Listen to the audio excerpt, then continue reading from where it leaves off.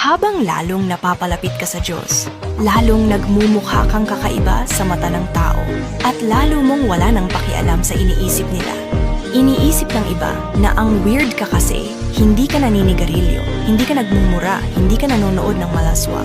Yung mga kilos mo iba, tinatawag kang santo at akala nila weirdo ka. Pero alam mo kung anong mas weird para sa akin?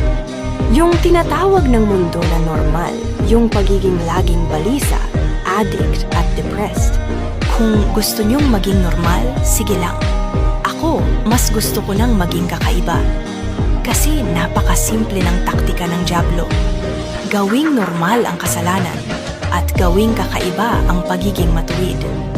Kung sinasabi mong sumusunod ka kay Jesus, pero nakikiblend in ka lang at wala kang pinagkaiba sa mundong to, tanong ko lang, anong klaseng Jesus ba ang sinusundan mo?